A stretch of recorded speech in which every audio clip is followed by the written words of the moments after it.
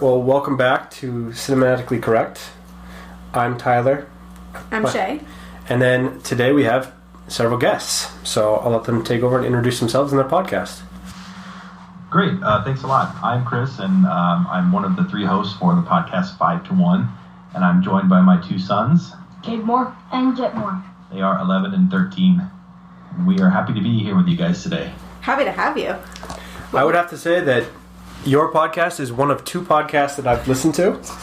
Oh wow! I'm not a podcast person really, so I listened to two podcasts and then we started doing the podcast just because, and yours happened to be one of them, and I loved it. It was delightful. Oh, I appreciate that. So this week we're doing the movie Thor Ragnarok, which I thoroughly enjoyed because I'm a grown man that is really a 13-year-old boy trapped in a grown man's body. So, well, before we get into the movie, since last week we said you did not like Thor 2, this was better than Thor 2, correct? This was by far away way better. It's the best Thor movie so far. Really? Really? I'm so surprised. Does everyone agree with that? Yes. I thought it was definitely better than Thor 2, Yeah. and probably on par with the first one. I enjoyed the first one as well. I didn't really like Thor 2. Well, Thor 2 I think we can all agree was terrible because it was a travesty of a movie in my opinion. It was pretty bad. But I don't know if I thought this was the best one. The humor I liked the humor, but it kind of threw me a little bit. It almost felt too Deadpool-y to me. Well, it was definitely the funniest version of Thor that we've seen. And I thought there was a good fair bit of nostalgia as well, with a lot of the 80s music and the synth playing in the background and a lot of the scenes. The soundtrack. Yes. I'm glad you didn't sing the soundtrack when we started. All right, that's Led Zeppelin, and I'm not going to subject our listeners to that. I could do for some Zeppelin right now. I say go for it. It's not happening. There's no way. Didn't you guys recently do a podcast with what people like from the 80s? Well, yes, sort of. It was a listener choice feedback question, but the podcast we just recorded it is actually about Ready Player One, which is heavily 80s centric. So we thought it would be a good segment for the show.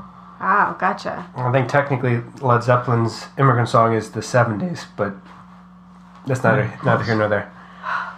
Well, the humor kind of reminded me of Guardians a little bit. It felt a little bit like Chris Pratt at times. I liked Guardians of the Galaxy humor a lot better, though. I felt this one was too forced. I have to agree with all that. There was a little bit of it. I mean, in the opening scene, especially where they're just... When he kept trying to go around and he's like, I'll be right back, I'm coming right around. That, to me, that was like, okay, that's not really that funny. But I'm also really picky when it comes to comic book movies. Yes, I think it was hit or miss. There were some parts where it worked well and others where it did feel a little bit forced, but I feel like a lot of the Marvel movies have kind of gone that direction, maybe because of the success of Deadpool, but yet Ant-Man and Guardians and now this one and the Spider-Man movie, there's a lot of humor in all of those. Yeah, I would have to say I agree. I would say that they had a fantastic cast for the most part. I mean, across the board, everyone was a huge name actor, even including throwaway parts where we have Matt Damon as Loki for 5 seconds of time. That was one of my favorite parts of the movie. Well, it was great. It was fantastic. But then you have Anthony Hopkins, Cate Blanchett, Carl Urban. It's just so many big name people. I had no idea Cate Blanchett was even in this movie until I saw her character. Thought, wait a minute, is that Cate Blanchett? I was going to say I read online about Anthony Hopkins that he had actually turned down the role of Odin for this movie, but then read a script and changed his mind. I wonder why he turned it down. Originally. He was just ready to move on from it. Yeah. So that's why he just died. Maybe because his character died. That's a good point. Well, it turned him reading the script where he dies into being in the movie, so... Didn't you read something about why Cate Blanchett was in the movie? Cate Blanchett was in the movie because her kids are huge comic book fans, and they said, oh yeah, it'll be great for your career. That's absolutely adorable. I honestly didn't even notice it was Cate Blanchett until I saw the IMDb. So, I don't know what that says about me, but I had no idea it was her. I knew it was her right away. I don't know. It was obviously Cate Blanchett the second she was on screen. Nothing. She only had to do 20-minute workouts for this movie. Really? Yeah, that's what they said. She only worked out for 20 minutes a day. That seems awfully... That seems awesome. I hope at her age I can do that. Yeah, that's hella impressive. The delay on that was spectacular. Hella. Like that joke. Hella is actually where we get that word. Hell. Interesting enough. So it comes from the ancient Old Norse for Hela, and that's where that word comes from. That's interesting. Where did you read that? Because that's random. I just read it on a wiki somewhere. Wow. I don't know. Okay. You pick up the weirdest things on the internet. One character you have not talked about at all is Mark Ruffalo as the Hulk, because I felt like his character was so different in this movie than the other times that Hulk appeared in the movies. Are we talking about the Hulk or Bruce Banner? The Hulk. I thought, well, first of all, I thought he looked different. I know you say he didn't. He looked different. He had more of a beard, I felt like. He had like a beard kind of. See? Small stubble. Well, maybe he did look a little bit different. He'd been the Hulk for 2 years, Well, so... I just got support, so he looked very different. He definitely sounded different because it was no longer Lou Ferrigno, so... I didn't even know there was a different voice from the Hulk until now. Well, Lou Ferrigno was the... time it's been voiced by Mark Ruffalo. It had been Lou Ferrigno in all of the previous incarnations of the character. Really? And he had a lot more dialogue, I felt like, than normal Hulk that we see in the movies. Yeah. Like, he was missing some of the words in the sentences, but he did talk a lot more. It was weird to see him in his, like, normal daily life, because usually we just see him smashing things. True. Yeah. Did you guys know that when he was smashing things, he was actually smashing a mannequin child doll? Instead of, Really? yeah. It was really horrifying. It was so that because of the size difference, so they needed to make the Hulk look so big, and Mark Ruffalo is not a big guy, so they used, like, a mannequin child doll so that he could smash it around. That was supposed to be Thor, apparently. Well, they even dressed it up as Thor to give him some, inspiration. Oh, well... So no children were harmed in the process of this movie, but... I will say that Thor went too far when he was criticizing the Hulk and saying that you're the dumbest Avenger and saying all those horrible things because Hulk is awesome. Absolutely. Yeah, but Hulk was being kind of a jerk, you have to admit it. Well, Hulk is the Hulk. He destroys things. That's what he does. Yeah, but when I think of the Hulk, I think of him and Thor and all the other Avengers, buds. As a team. Yeah. You have friends from work? Friends from work. That was actually an interesting story that you had found about the Friends from Work line. Oh yeah, that line actually came from a Make-A-Wish Foundation kid who came to set, and he recommended it to Chris Hemsworth, and they decided to use it. Cool. That's a cool story, and I liked. I don't know.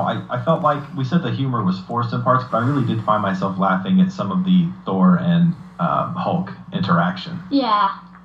Well, what was one of your favorites? Wait, let me think. Don't think too hard. I like the. This wasn't with Hulk, but the rock paper scissors joke. Oh yeah. Oh, yeah. That was great. That was Korg, wasn't it? Korg, Korg. the director of the movie, was the voice of that rock dude. Korg, was it? Yeah. Yeah. Korg, yeah. He was one of my favorite characters. He had a lot of funny lines. Meek. Meek was my favorite character. Little, I got really sad when he almost died. like, slug alien. Oh, the little purple dude? Yeah. Yeah. Oh, yeah, he was adorable. But he came back to life at the end, didn't he? Yes. It was hilarious. He was just like carrying his spit out gum. So I heard that the internet was so excited about Korg that they're going to have to put him into all of the other movies coming up because he was so popular. Does anyone know who Korg, like, where he came from in the actual comic book universe? No. No idea. Because somewhere I read that he actually started off as a Hulk, like, in the Hulk universe, like in his comic books, and they just brought him into here. But Well, I don't know if that's true or not. Well, there's a race of aliens. I don't remember what they're called, but they're made out of rocks from the Marvel Universe. And that's him, I would And assume. that's where he's from. Yeah. I don't know the deeper background on that, but Well, you should. I think didn't in the movie Thor he asked him like, "Are you a from, or he knew his like species name or the planet he was from. Oh. He was asking about it. You're right. I missed that. I can't remember what the name was. No, I can't either. What did you guys think about Thor's fighting style without the hammer? Well, he fought for 5 minutes without the hammer, and then he was all electricity, which was awesome. In the finale. But I mean, when he was fighting the Hulk, he had Hulk's hammer somehow. True. I was surprised at how strong he was without the hammer. I thought the hammer was what brought him strength, but it seems... Yeah. I thought all of his power came from the hammer. I did too. I was surprised that he seemed ultra strong even though he didn't have the hammer. Well, he's still an Asgardian. They're strong. Just from that... Stronger than all other species? Because that's what it seemed like. Basically, yeah. He couldn't focus his power, because, like, didn't they say that his hammer was supposed to focus his power? Not, that was his power? It wasn't the source of his power, it helped him focus. Yeah, Odin had that line. If we learn nothing from the movie other than that from Anthony Hopkins, that was the one line. So it's not his hammer is the power, he's the power, and the hammer is a tool. Wait, so is the hammer coming back? No. No. It's gone. Done. Oh, well, so then how are they going to continue it's just going to be lightning from now on? I would imagine, probably. Maybe that spear thing he fought with at first against Hela. Oh, that's true. That's fair. Didn't you ask how, if he has all that lightning power, how that thing in his neck affected him? Yeah, that really bothered me. It made no sense. Yeah. I was wondering the same thing, because I thought when he was about to have the final, I guess, beat down on Hulk, and you saw that they were about to activate that thing in his neck, I thought, well, okay, he's just going to power right through it because he's, like, made out of electricity at this point. Why would it affect him? But it still knocked him out. It's like you can't kill Scorpion with fire. You can't, like, drown Aquaman. Right. So, very fair. Yeah, it made no sense, and it was just a glaring plot hole. No, I saw an interview with Chris Hemsworth, and he was saying that they did that because they had already done the whole background story of Thor, and they'd already kind of built him up. So in order to bring him back down to, like, Earth, like, to humanity, they had to do something to level him out. So they introduced that to make him seem more human, and also putting him on a planet where he wasn't the god of anything, really. But, it just seems like they could have done something else, like maybe light him on fire or something. I don't know, do something. Right. I don't know if lighting someone on fire is advisable. That seems a little bit... Oh, okay. Well, it was the crazy. first thing that came to mind. I'm sorry. Well, and we talked about how the hammer's not coming back, but they did reveal that what it was made out of. It was from the heart of a dying star, I think is what they said in the movie. So he can make another one. Maybe he can forge another one. I don't know. Or maybe he can get that weird special metal that comes from Earth in Marvel, like the vibranium or whatever it is. Oh, yeah. Captain America's shield is made out of it. Yeah. Oh. I wasn't following until you said that, so. Yeah. So it's... Movie, I thought Hulk was the strongest Avenger, but from what I've seen, I think Thor is probably the strongest Avenger now. I think I might have to agree on that one, honestly. I mean, the Avengers are all very strong in their own ways in terms of... I think in the comic books, at least, they have matchups where Captain America fights Hulk, Captain America fights Thor. They all go through kind of a weird cycling of who is on top at any given time. And I think right now it is definitely Thor. Yeah, I think you're right there. So now, I had not seen Doctor Strange, but we did see Doctor Strange in this movie, and I didn't know what his powers were, but he seemed to be pretty impressive with what he could do also. Yeah. Was he, like, teleporting? Or I don't know. Well, Doctor Strange has magic, and magic is this weird kind of thing in the Marvel Universe where it lines up where almost no one has immunity to it, and so he can basically do mostly what he wants at all times. It's true. Wait, so you've never seen Doctor Strange? No, we haven't. Nope. Have you seen Benedict Cumberbatch in Sherlock? Yes, I love that show. Okay, so his character in Doctor Strange is actually really similar to Sherlock, and I really, really thought in this movie that they were making a call to that character in Sherlock when they said that he lived at Bleecker Street, yeah 177A Bleecker Street. Right, because in Sherlock it's 221 Baker Street.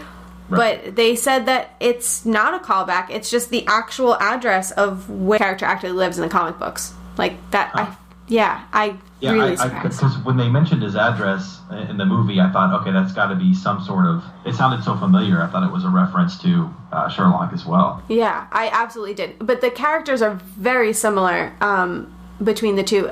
He does something with mind. I don't know if it's mind control or what it is, but he's able to like manipulate Doctor Strange.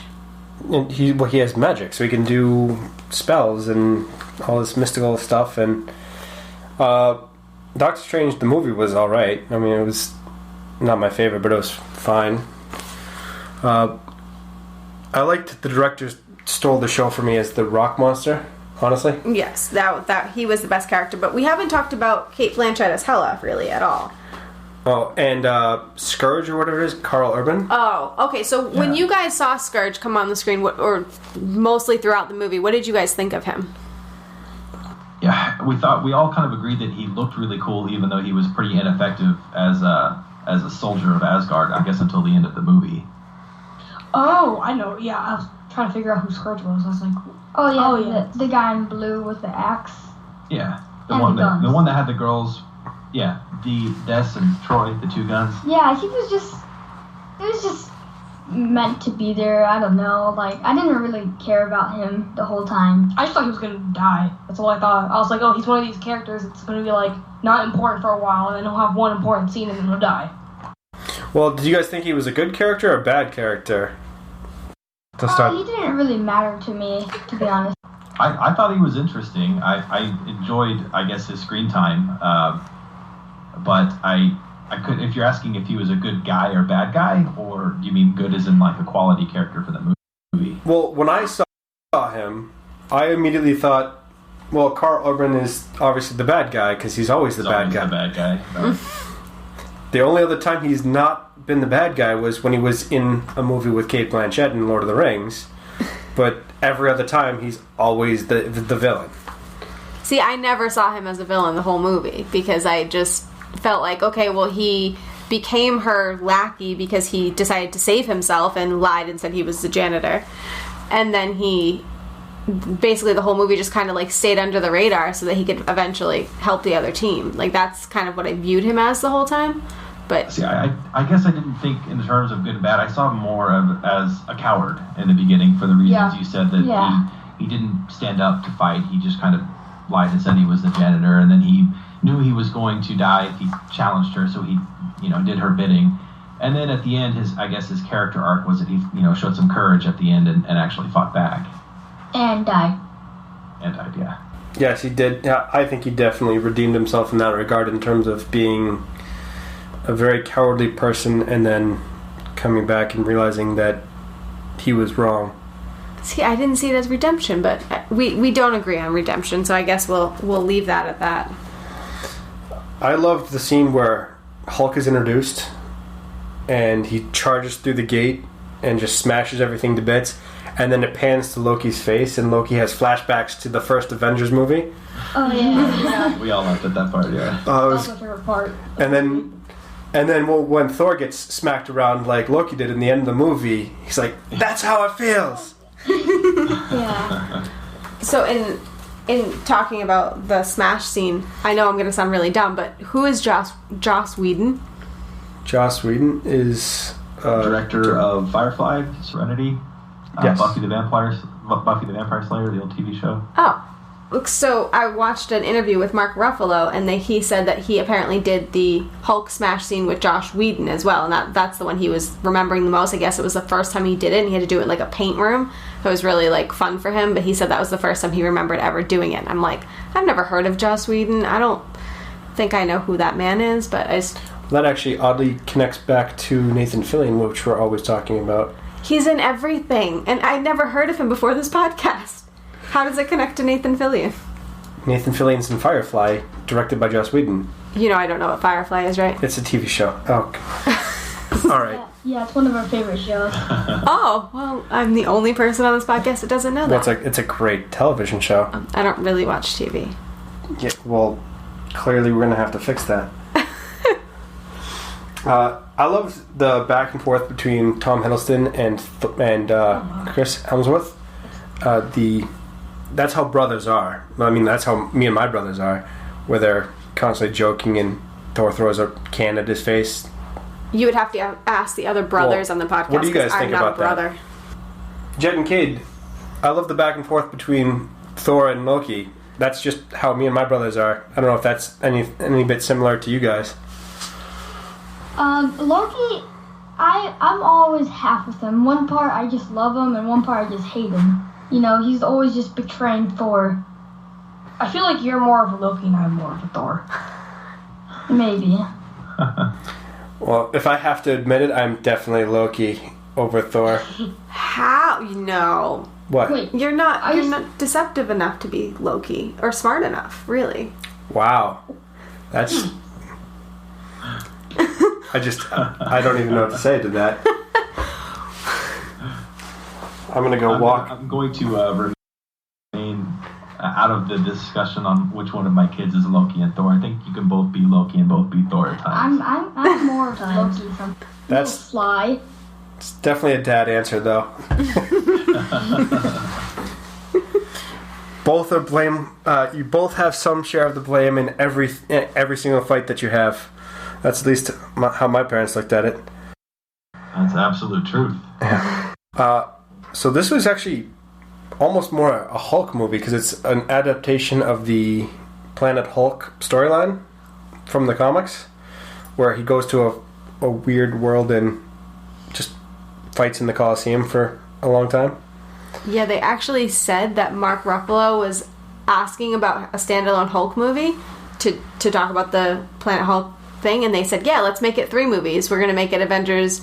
did they say Avengers? Yeah, Avengers 1, this, and Avengers 3, I think they said. Well, it's Infinity War, which they set up at the end of this one, which is coming out with Thanos, which will be awesome. Yeah, so... I love the tie-in to both Infinity War and Age of Ultron, because when Bruce Banner finally reappeared after being Hulk for 2 years, it was like he just left the Age of Ultron movie. And then at the end, when they set up the Infinity War, I thought that was cool. I mean, I know that they've got a story group that keeps all this tied together, but it's cool for the fan to see that in action in the movies. Definitely. Because as soon as he turned, back into Bruce Banner, he was asking like, "Oh, did we do it?" He's right? Like, did we accomplish win? it? Did we? Yeah, it's been 2 years, man. Time to move on. Did anybody see the scenes that played after, like in the? Yes. You guys did? Because I didn't get to see it, so I was curious as to what they put in that. They had 2. There was one that was kind of right as the credits started rolling. That was the tie-in to the new Age of Infinity War. I'm sorry, Infinity. I mixed up the names there. The Infinity Wars movie.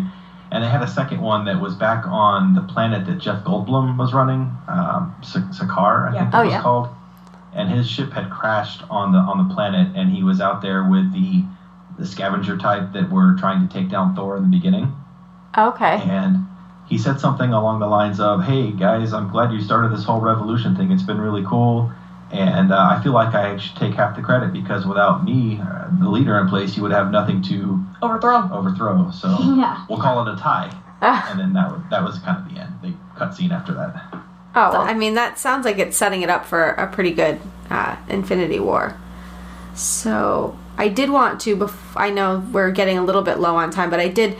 So we wanted to start a new segment on the show called Audience Asks, and so I put out a tweet, I think it was yesterday, asking what topics people would like us to talk about from the movie, and 3 topics came up. So the first one's from Dregs of Craigs, and it says, Jeff Goldblum's character as the Grandmaster, do you think he was a great addition to the movie or an annoying character? So I wanted to see what everybody thought on Jeff Goldblum's character as the Grandmaster. Jett, why don't you go first? What'd you think? I thought he was he was awesome, to be honest. He was really freaking funny in the movie. And he's kind of that, like, jerk, but that jerk that you all love, you know? The guy you love to hate? Yeah. Okay, what about you? I feel like he did a good job. Because, like, I really despised him for the first part. And I was like, you know, he's kind of funny after, so. I thought he was great. I loved his reaction to everything. Even when, like, he was melting that guy, I think it was his cousin or something. He was melting in the chair, and he said, "Oh man, it's getting on my feet." And trying to step out of the puddle. I thought he was hilarious. Great addition to the movie. I thought Jeff Goldblum was playing a character that you're designed to hate, and he does everything that he's in. He's fantastic. So you love to hate him. Is really. Yeah. See, I don't know if I like Jeff Goldblum as an actor. To be honest, I'm not sure I'm a fan of him. Don't give me the look. Don't give me the look. You haven't even seen any of his best movies. I'm giving you the look from Texas. She's never seen Jurassic Park. Okay. Yeah, that was my reaction. Wait, did she say she hasn't seen Jurassic Park? Uh-huh. What? Don't worry, we've added it to the list. Perfect. You guys have a future episode. Yeah. Okay. Anyways, but I did like him in the movie. He was snide and manipulative, which is my favorite type of character. So his acting, I'm not so sure. Didn't you say that the comic book character, Grandmaster, was supposed to be all blue, but because Jeff Goldblum is Jeff Goldblum, they just decided to give him that blue goatee and blue fingernails and blue toenails? Or did I read that somewhere? Either way, that's the case. It was. Jeff Goldblum was supposed to be all blue for the Grandmaster from the comic books, but he and the director came to an understanding, and the director, agreed not to put him on all blue because he'd already done an all blue movie, and Jeff Goldblum didn't want to do it again. Okay. And then the only other question I wanted to give to everybody was, somebody asked, the IMDb Journey podcast asked, should we get a Korg standalone film? No. Yes. No. Jett says no. Not at all. And the sidekick should be me. Yeah. Okay. It's definitely a no. I mean, he's funny, and he's one of those characters in the movies you're like, I like that guy, you know? But he's also one of those characters saying, I can't have a movie. It's not going to be good if it's just Korg, and like, the story won't be good, and he's just not one of those characters that needs a movie. So you think he's stronger as a side character as opposed to being or the main comedic relief. protagonist? Yeah. I can see that. I would agree with that. So I love Korg. I want to see him in more Avenger movies or in more Marvel movies, but I don't need him in my own standalone movie, I guess. Yeah. Yeah. I would say I agree with that. He reminded me a lot of Groot in Guardians of the Galaxy, and like being the big, like, overpowering character, but tiny soul and really sweet undercarriage kind of thing. But I definitely don't think I need to see him in his own movie. I can't picture what his backstory would even be. So I don't know, but I want to be an extra in this movie and go to that paint throwing party. you need to do a color run, then you'll get to throw the paint. Why, I didn't know what that was. I didn't know that was a thing. And I would totally throw paint everywhere. That was my question. Do you want to throw paint, or do you want to have paint thrown on you? Oh, definitely throw paint. It's not even close. Have to throw paint at other people. Yeah, I mean, if it's throwing it on you, I can arrange that. I'm good with it. No. Korg? Wait. Oh yeah, Korg, he seems really nice when you, like, first meet him. And you're like, oh, he's a nice character. But when you really think about it, he could be subjective. He's just like, oh, Doug's dead. Well, bye, Doug. You know? Another day, another Doug. Oh, yeah, that's true. He did say that. Oh, he did say that. He did say that, but at the same time, he brought Doug's lifeless body with him because he felt guilty about it. Because he stepped that was on. Neek. No. That was Neek. Oh. Doug was the guy. Oh, Doug. Had the last guy. Oh, yeah. Lost to Hulk, basically. Another day, another Doug. Oh, right. That, yes. The kids just showed you up on movie knowledge. Yes, that's... Oh, I can do that any day. All right. That sounded like a challenge. So, I think that about wraps it up. I'm going to say I would give it, for ratings, probably for a superhero movie, an 8. An 8. For a superhero movie or based on all movies? Superhero movie. So for all movies, I'm going to downgrade it a little bit because it's a superhero movie. I'm going to say 7. Okay. I was going to say 7 too. I liked the movie a lot, but I had a little bit of questions on the forced comedy. But what about you guys? For a superhero movie, I'd give it like maybe a 7. Yeah, like a 7. Okay. What about you, Kade? For superhero movie, I'd say like an 8.5. I feel like I can really watch that a lot of times, just when I want to. Yeah, do you have an overall score? Overall score, I'll give it like a 6. Overall score is a 6. Like 6 for me is just an average, pretty good movie. Yeah. 7 is like okay. 8 is like all right, I like this. 9 is like this is awesome. 10 is like my favorite movie. Okay. I'm kind of in the same boat with all the rest of you. I'd probably around a 7 for a superhero movie and a 6 overall. Now, because we have you on the show, what are some of your favorite movies? Because we're always looking for new things to watch for the podcast. You can't hear Jett. Well, for us, we're all big Star Wars fans, so we're always going to suggest Star Wars. But we also, guys, what are some of your other favorite movies? Back to the Future, Indiana Jones, Goonies. Oh yeah, Jett did say we should do Goonies with them sometime. Goonies. Yeah, that's a good one. That's probably one of my favorite movies. All right. I haven't seen it since I was a kid, I think. All right. So what are we watching next week? Next week we're doing Little Shop of Horrors. Since you've never seen it and you need to see it. You've never seen a lot of movies that are a travesty that you haven't seen. Okay, but we're not talking about me. We're talking about you. Okay, so yes, I've never seen Little Shop of Horrors. Have any of you guys seen that movie? Nope. What movie? Little Shop of Horrors. Nope. It's a musical horror / comedy, and it's not really scary at all, actually. No. Yeah, Really? I'm definitely familiar with it, but musicals aren't my thing, so Same here. I've never Same seen here. never seen it. Really? Wow. I'm shocked. But okay, so I think that's everything for this week. All right, well, thank you guys so much for joining us for the podcast. It was a lot of fun. Yeah, thank you for having us on. It was a blast. Of course, thank you guys. I'm going to have to continue to listen to your guys' podcast because I've enjoyed the several episodes that I've seen. Yep, so thank you guys from 5 to 1 podcast. Yes. Thank you.